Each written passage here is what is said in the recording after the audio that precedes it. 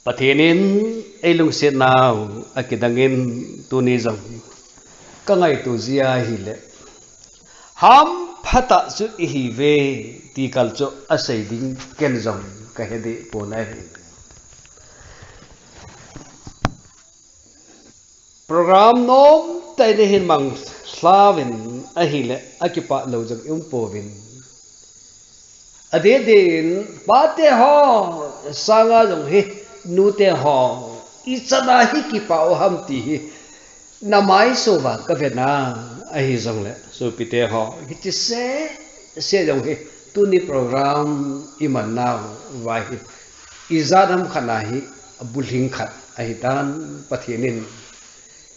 e ho koma athu ahin koi ho mai jong hing aphat theibo na isang weti hi mu thein au me nei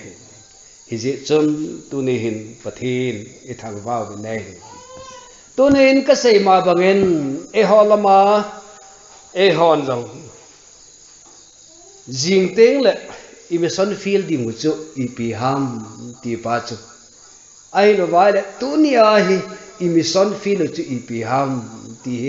agel do khalo a he khalo khato alung thim ta hi anangai tu khalo khato nom kha le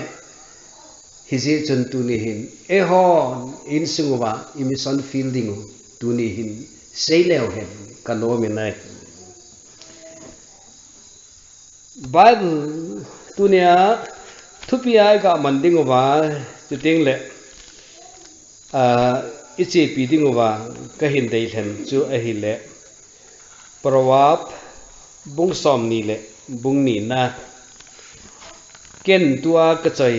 bible hito nangin na chai chu akitu a hi le pheng mai zako le khat no ya ichi bible chang hi ana veu hitin pathin tho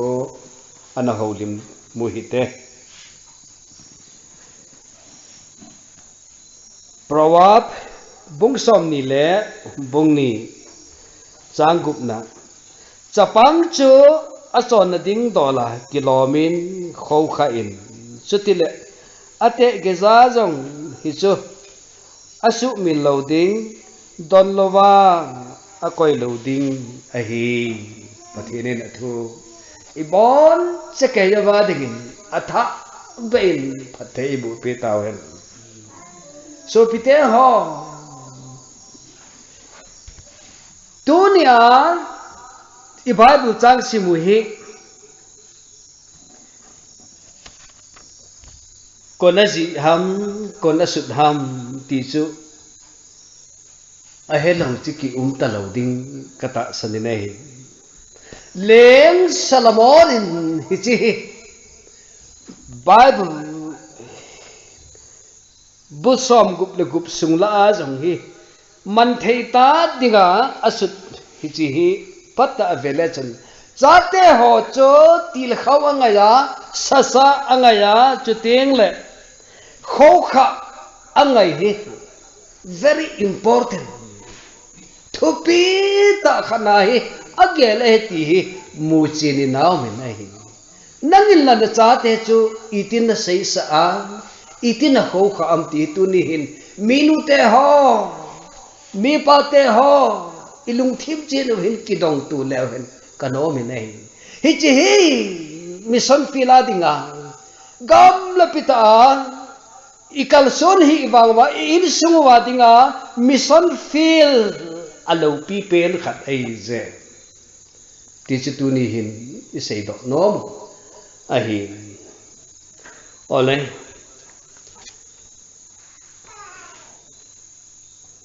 chate chu iti idonova iti ikho khawam izene mitya hile ven chapang chu aki kho kha dung zu ya hi khang le ne hi je hi je chu chapa chadu te hon banoi le sit na na hin kho I hin kho chi jing lai hi elung sai na ovam ilung sai na ovam hi chi ko chu hi poi pathen lung sai na ai in sung hi iti ikiven na ovam ti pa chu vetting hi minu khat mi pa khat Christian in sung mi nu mi pa khat na dinga chu poi mo pen ta khade hi je ya chu la khat kana ji khat maulu ni na sa khat umin tin nu le pa te ho taw na mol lama idin khang dong thi na phai cham na hi cho ho yo chi ve na hi le nu te ho pa te ho iki gospel sa hoi la lai hama pathian tu sei ding hama hi lo wale kiloi khom na zat chom choma ekal son le na wa aba bang hilai muna cho ipi bol ham ke hello khulamai da ha ho chate ho khou kha ding lo le a hi lo wale a khou kha dinga lo hon thi na phai chap an zot ho cho ngày tu cái hình ngày tu đói này tu ni hình cái ngày tu cái gel tiếng lệ về chỉ thấy ngay mi nu mi pa khát hình adin Christian mi pa Christian mi nu chỉ thấy ngay má mai tí chú sẽ đọc đông một cái đây missing leng Solomon tu nia chỉ nó ho thiêm thấy nó ho cô na cha te building tí hồi ra hiện ham pathin hết chứ chỉ là bút bia hi ati chứ là Bible chứ in the vet letter hi zia chứ pathin hi nga ahung tao na chứ tu ni chan hin khat ve ve le kasuk mil thei lo khat hi ze nami te ho chunga vai ka hom thei na dingin thil her khen thim thei na lung thim nei pin achuti lowa a hi le koi ham hichen mi te hizat pi vai hom thei dinga chu ati ai pathian lo pi han la nang na taw ting le itina tawam ka ti ai tu ni leng Solomon hichi phala ya mi te ho chunga vai hom thim thei le dinga ataw chu tu ni hin sumil hi be jengin nang taw na ding ke taw na dinga jong phata ai ven cầm lớp cái tàu thì chơi là vậy này hey pa cái in sung là cha te ho chung ai hi vai hòm cái thiềm thì nó đi nghe hết khen thề nè lùng thiềm nei pi tia cha te khó khăn là tiếng ai minu izad me pa izad tàu na iman khát tàu vam ti tu ni hin ilung thim chen wa koi ki nu hi te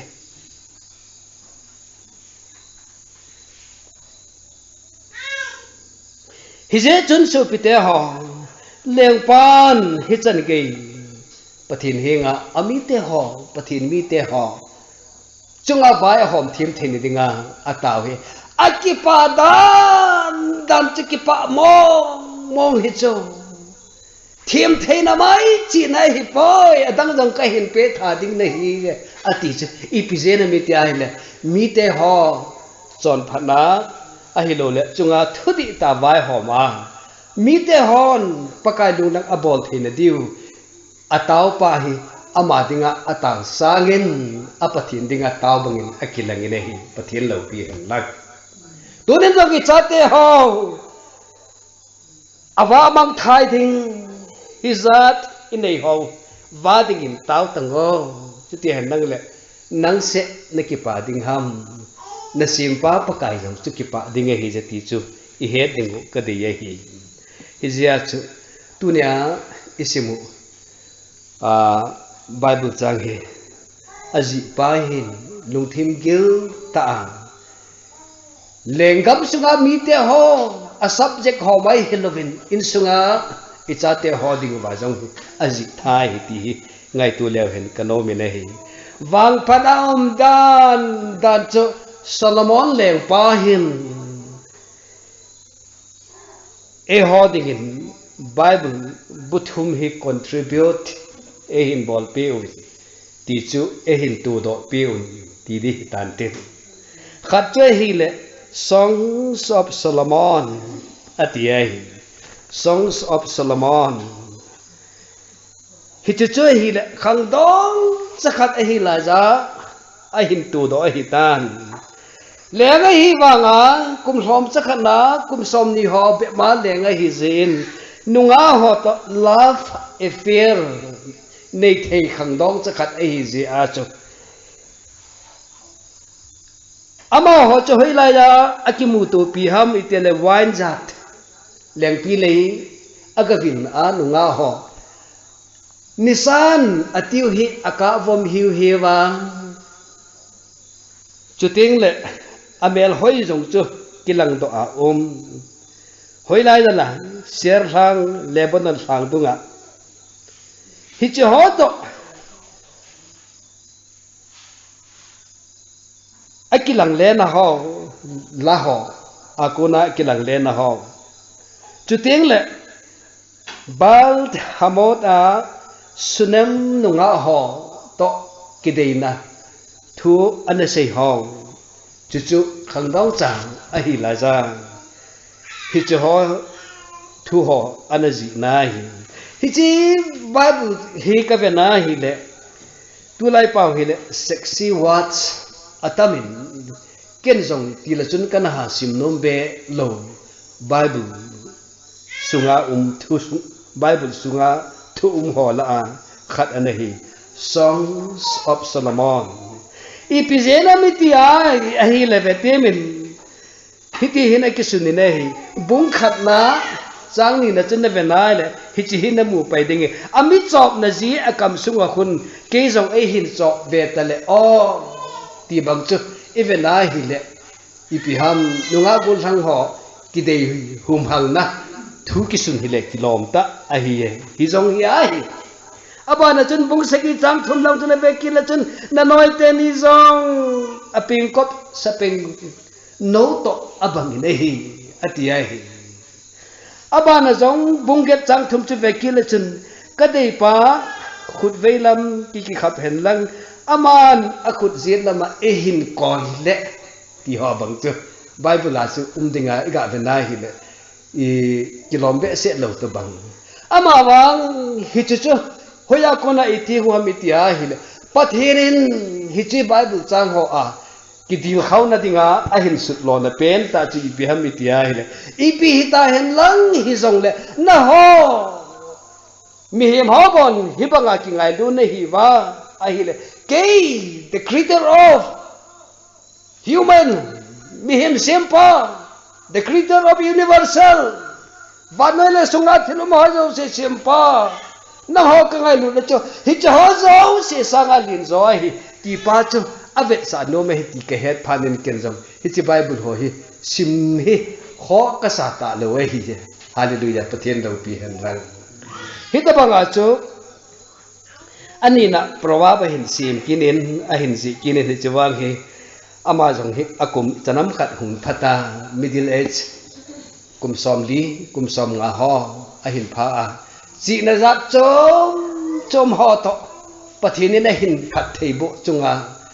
mi pi ho til khaw na ding le mi pi hon a het thei na ding wa a chi sa a pet pe na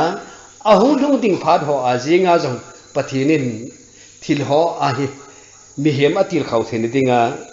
thim thei na tam ta chi thei na tam ta a hin pi a pha la ya anakoi anaji chu kha dai hi thum na hi ecclesia thu hil pa vekil la chu lungdon om ta hi je hi chi hi iti pha la ya asi ha mi ti le lekhabu khat kamu achun hi chi le ka hi english pawa kizi a hin disillusion period at the age of disillusion period hi chi chi phami ti ale hi ti hin e ho pawa kile do hen lang hi le mi hem khat chu zo sep zo a hi ta lo phat le kum le fa hi chi phat lai da leng pa jong a chi ma jeng nong mi hon aslek kha thei dingu thu a hu om ta lo nunga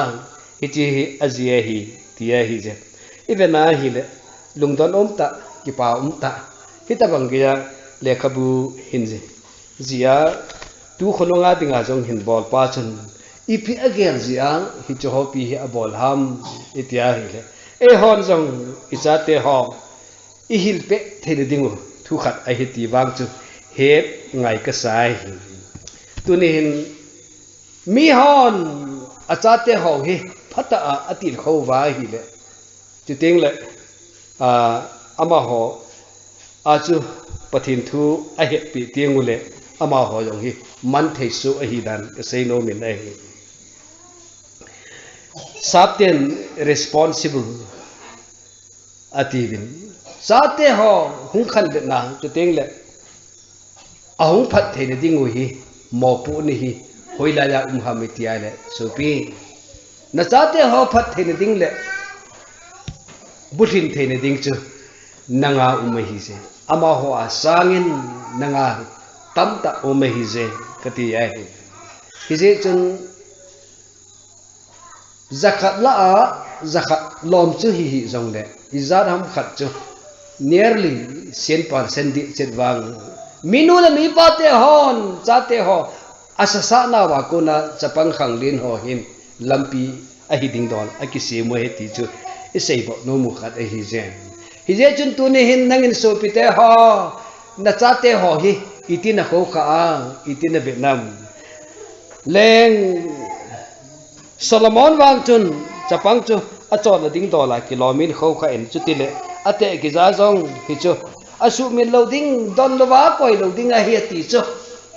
tuni hin nangin izat la bolam iti na sa am iti na kho kha am ti veo hi te ka ti ai phat ma sa ho a milo pita ta ho jong hi ka vet zia hi le anu le apan asasa dan ho hi gila hi te ka in tu jing ka a working ar robots thu se ju vinai ama jong hi pathin thu hi mo thanop hinai sai lo hi su pite ho mo thanop hinai sai lo hi ama wang a hin til khawa anu a ko na hi working ar robots hin na hin to apathin lengama dinga hung seilin to he ti tunin hi chi thisi mong hi thiam zakhat ga seile hen kanome re working ar robots ama hi middle class family ahung ping in Carnarvon ati North Wales September ni sim som ni la khat kum sang khat la zagel la som gel la gum chuna hung ping in hi ama hi phatai venai hi le itabang in sunga hung ping ham itia hi le pathin tho lunglut ma jeng ahi lo bai le pathin thulama seilet ding nom ta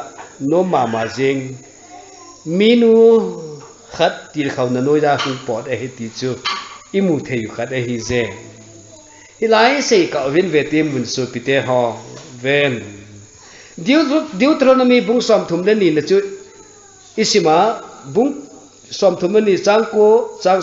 som la khat ho chu isima le hitia se hi izene mi ti le ami te chu pakai chan bu a hin Jacob chu a chan bu a hi aman Jacob chu gamang la a akimu do a hin ama chu a kul jingin a kho sa e hiti chon amit changte ni a kho sa bangin a kho sa in a hi muwan lai lengin abu sunga ano a cho tho banga alha azala azama chule alha adop le bangin Jacob chu akol cha jingin alhabing apolen a hi ati chu pathenin Jacob jong chu mo sei le sa hi ti nai sai pu ne hi Bible che ve nai le Jacob jong chu amit changai banga ai na chu ting le abu sunga umla bacha abu sunga umla ja apin alo ho asasa le a adop le a ala chunga akoya lendan a hil banga chu pakai pathenin jong Jacob chu ai chin a he ti chula chu ti dinga le tu ni hin chate ho jong chu ichin wa isa sa ungai ve tana ti a he tu ni hin hi je chon minu khat hinan na cha chu itin hi lam ti hi tu ni hin ki khol leo hen kanomi nei working ar rabat swang chu evena hi le anon a hil dan chu lam dang a hi e ho wang thadu ku ki te wang chu ka het thei chanin ipute hovin te se hon ai lo vai le koi hi ta ta ka ngai lu iti ho chun zana thu sim ei se pe ho chu pathin thu pang lo chu khal bom te pute pu hitia chu ki sa hi chu ong ipizena me tele I mu thai de ga chu khal bom te pu hung dinga hi imuloi kiti hi ja hi ho jong he khep na hi da wala mei doi na tampi nei ju hin te ka ti chu working ar robat anu wang chun achapa working ar robat chu iti achasa iti ko khamitele khangdong cha since his childhood days khangdong chakhat chapang khan ko ahi laya kun chun ama hin alung thima ken theding in subject api chi phamitia hi le robot chu sagaw lama transformation amu theina dinga api chi phamitia hi le mission minded ahi theina ding mission lungthim missionary lungthim apo theina dinga hi chi pham itia hi le mission filana tonga kalsong ho te ka thuna are thorni sermon ahet kham aman ahet mai hilo le khabua sim do pi the hi jong la sim pi ati chu khatna ani na chu James Gilmore and his boys ipihamit ya hile James Gilmore biography missionary to China chuting le Mongolia hichi hogama mission fila na ga to na ho lekha na sut ho chu working at robot anu hin hichi ho chu lekha bu hi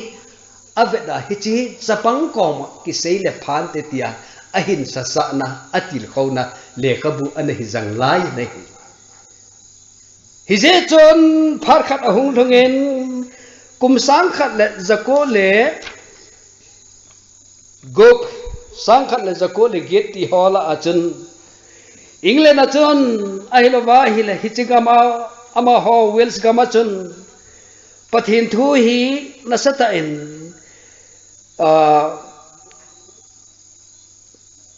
revival lin ahung thung tan hichi phala ya evangelist Robert kiti mama hin challenging sermon khat ahin semin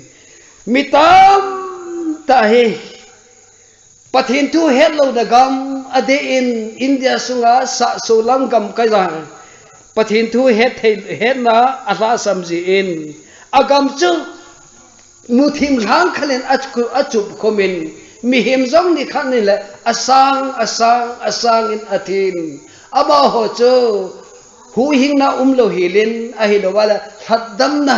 ko na lut lovin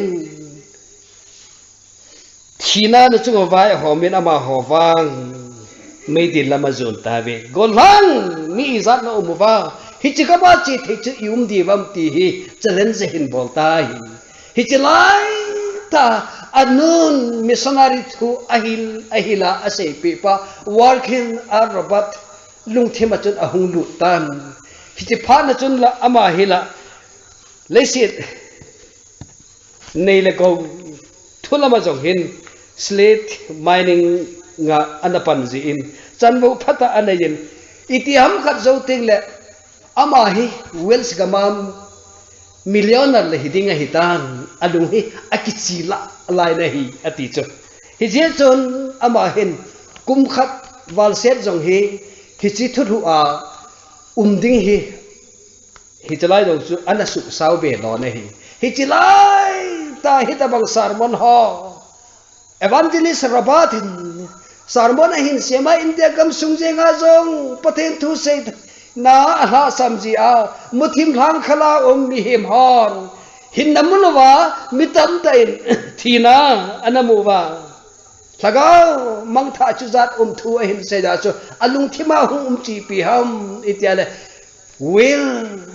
I be a millionaire in Wales keima hi Wales kama hi ka uma korolpati lakpati ka hi ding ha or ahi lova hi le will I be a missionary to a foreign land foreign kama hi missionary a pakai thul hang sama gospel ki pada thu hang sama chi ding ka him tin amale ama sungain lungthim ni hi akidil jing nahi ati che akon khonan ahung khang do tan hi je chuna ma hi ahung ki padain chi lo thei ka hi poi je atin e ho india gama ahung do nen Dr. Fraser medical doctor pa methodist hon ana goi pa nunga hin jin aizola ahung thungin aizola kuna mission fila na to thei sun chi pi ham itia hi ven Dr. Pan lâu lại pi họ riêng ai được chứ gobong anh suy ya gobong anh xem mà lâu lại họ anh pi phát tiền đấy à chúng ai hi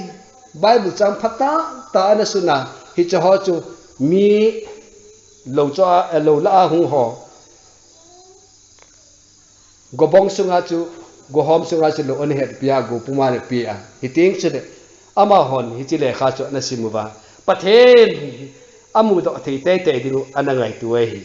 kidang ta khat che tu ni hin ve te mu vin ka ve na hi le ki pa umma ma jing khat om na la jin ne hi chi pha la ya Wales kama ko na nunga Emily ki tinu chen working a robot hi golhan lai ta mission fila na tong dinga missionary dinga foreign kama chi Mizoram pa chu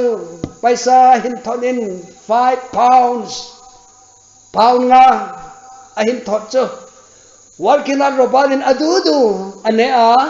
anop na thei khata aman cha dinga hin thot chu working on robadin amu phanin hichi paisa hi British kama ko na hung England ko na hung ki thot Wales kama ko na hung ki thot a hin Keman kamisan fila kana to ti lovin ki mang thei ponte atin hi achu mission fila man thei dinga agin cha pen ta chu lusei a hi lawale du len pa ma le khabu zon sut ki pa na thu pha ki le do chu an na choi chu thing la nga house ho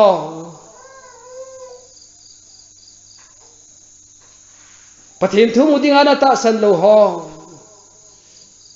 ahone te hung anu na house pun le kha sim thejam tia aban abada hin khoyang khat khana hin hop nala sun southern manipur gama dingen igam sungo setbona house pun sim thai dinga hele pi ahun ki thone nei hallelujah pathin lo pi lang hi je chu hi chi paisa chu doni hin ka vena hi le Som cha hi mai in te hi jong le pathinin thil som cha jong hi lo pita aman the tunia I hon tholom deu cha I tu zo hi pathena longa haya hi le gam khat pathin mu na va kisu na hung I tho ding hi pathen lo pi han lang hi ta banga chu chenga ti tau te paun nga chun Manipur southern zupom pi pathin thu ahin chalaya va emu sau naw paisa hung hi khai hi pathen lo pi lang chuta banga chu tu nia hi hoiza ko na working ar pathin pathin thu ho kama hin tham itia hi anun ahin sasa na anun ahin til khauna ahi lo wa hi le anun hi chan ge ja chu achapa I pe ham chakhat hiung hi do le ti ham angai tu na ahin kho kha naga tuni hin Manipur sanglam ho se imu hi cha ko na chu hung hi do the hi ti hi tunin jong I cha te ho hi ipi bol sa wa ipi nai to sa dion ti tunin na lung thima na ngai tu ka ti ai so pite ho Dunia itu sejo hi mission field to kirana ise ju hinante yen nang hi jong le isate ho cho phat tai kho kha achi ding ba chi ai le mission field khel hi jong le thim theina tam ta lekha he theina tam ta khunung ting le ahu pil hin ting le sap le leng hung kai in tin hi teng chu le ama a jong pathinin na hin to da tho ding he ti pa chu minun mi pan he ngai hi ti chu sei do no me ani na a chai na ding jong hi tan tin khat ka hin sei kin nom chi pi ha mi ti a hi le chate ho hi iti la za jong tunia hi na ang sunga kinga ma hi zen na ang sunga kinga thei la za hi na hil ngai hi chu ting chu le azo ting le katina chu azo phat ting le I ham tin I hil phat hi hung ki le hel dang le I pi hung so ding ham ni het thei lo a hi ta ji in e ho a ki ngai thei la za hi e hon thumop khat in ei ju ngai hi a chu ti lo vai hi le chu ka ga se nom chu sap ten respect ativin hi chu chate ho jong ak ngai tunia hi nang le ke hi chate hon e respect ngo e za bol lai zo hi azo te le hung them the jum tin hung ching the jum tin ama ho le ama ho hung ki sa sa the phat ting le koi hi respect api wa koi hi aza bol de hum ki jong hi point khat na kala no mi nei kanel lai thu khat ka sei no mi nei kapa wazapu hin zana kanapte kaloi ho to dekai hilin kaloi ho la akhanin apple b ball abon chan q queen ti lo he asei thei so ke ji ne q queen ti ding chu asei thei lo ji in p parrot r rose q adasa sai pai ta kapan a he kevin ama ko ma chun na thu sei chu abc na sei la chun q na da na ta ya ati chu ama chu ni pe se mi ta le ke le khabu chun tu ana sei chu om poi ti chu a hi le kapa chun le kha che ve na le ki si ho ma ne ki pai ti chu q queen chu sei the lo ja chu na a hi wa nga kapa chun phat tai na hi le ti na sei the lo ham tin q ti ta q queen ti ta thum vai hang a hil chu a het the a jinga mi ko ma se ti pe se me te le hau khomang pa chi dan chu ka le kha pu sunga khiu khun chi ka si ra ka pai wangan a hen na lai ja ti chu na ka sei nom chi phang mi te le chapangin mi a za lai ta chi I ma zau se he dinga ko hi chu hi a chu ta banga je tu ni dang I cha te ho hin I ma zau se ning ring ding he se okay dinga ai ko je hi je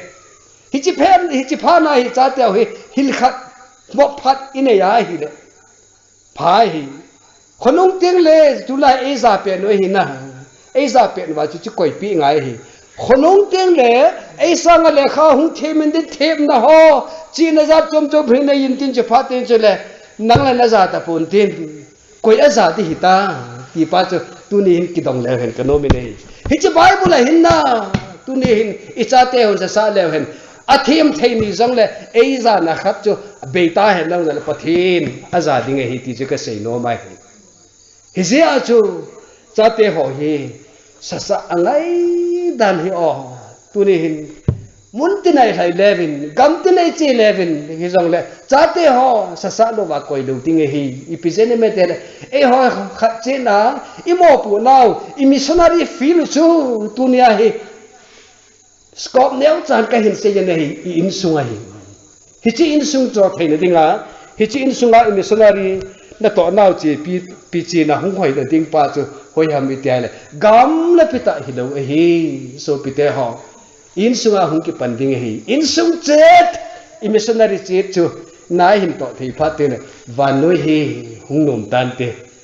van noi hi hung phatan te hi je chun nangin na cha chu I ti na sa am dunia tu pi hi itu sei do ho pathenin